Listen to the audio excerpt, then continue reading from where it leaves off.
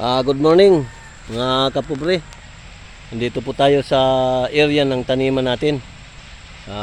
Halo-halo na po dito mga kapobre yung mga tanim natin, mga gulay.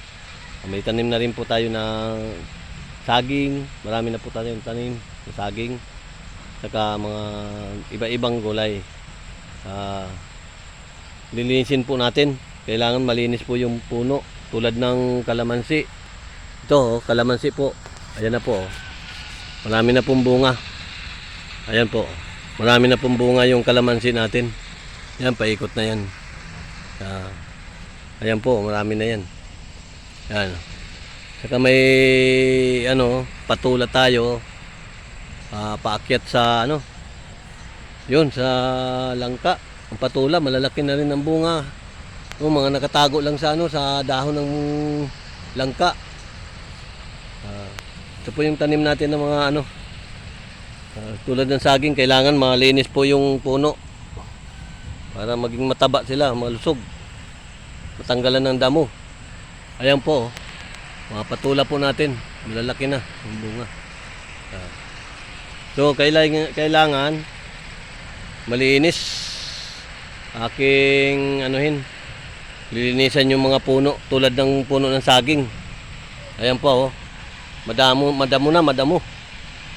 Yung marami na po tayong tanim saging. Sa susunod, update ko po kayo sa mga tanim kong saging. Marami na po. Sa susunod po na mga araw, baka magkaroon na rin po ng mga bunga. Update ko rin po kayo pag may mga bunga na po yung mga tanim kong saging. Ngayon, maglilinis po tayo sa atin mga puno ng gulay o kaya saging. Lilinisin po natin.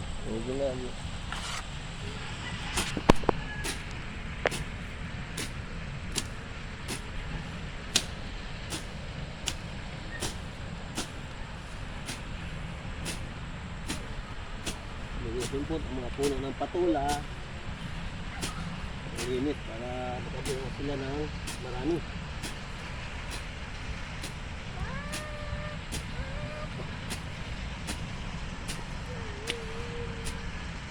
At sinamahan po natin ng ng puno ng tawag nito, kawayan. Ito po, kawayan. Para kung may paggagamitan tayo ng pangbakod na kawayan, hindi na tayo bibili. Ang diskarte ko mga kapobre, pagtanim, yung sanga lang ng kawayan ang itanim nyo para madali magtubo. Ito, may dahon na. Ito, may dahon na po ang ating tanim. Marami na po yun nakakalat ng mga tanim kong kawayan. Kailangan din, malinis din yung puno niya.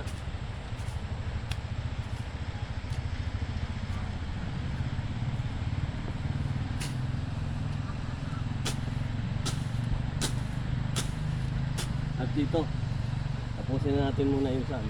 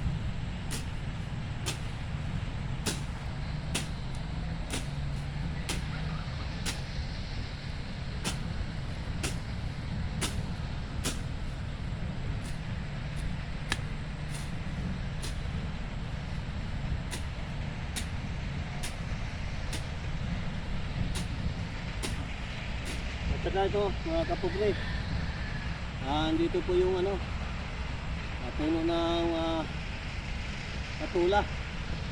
Linisin din po natin.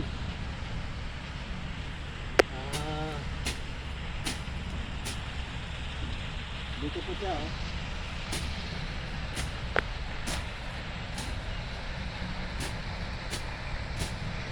Ingatan lang po natin, baka maputol. Ingatan lang po natin yung puno. Ayan po. Sabitin nyo ito. So, malaki na po yung puno ng patula. Ito po siya, oh. Ito po siya yung puno ng patula. Yan, oh, taba, oh. Kaya kailangan matanggalan ng damo. Para magpagbunga sila ng marami. Lagaan natin yung puno ng patula.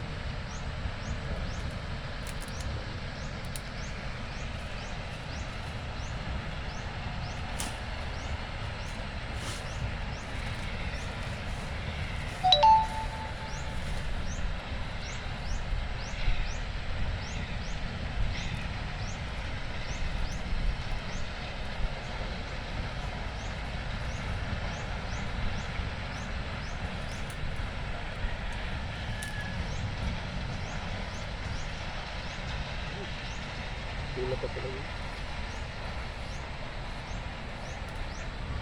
Iugat pala sila. Iugat pala yung patula. Madami pala yung ugat nila. Mapasok din sa bunot ko.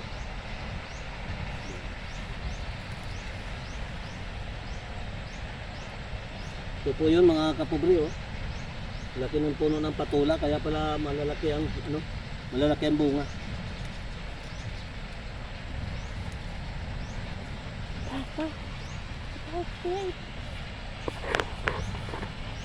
Hanggang dito muna mga kapubri ang ating video. Thank you sa panonood. Paki-share na lang po. Maraming salamat. God bless.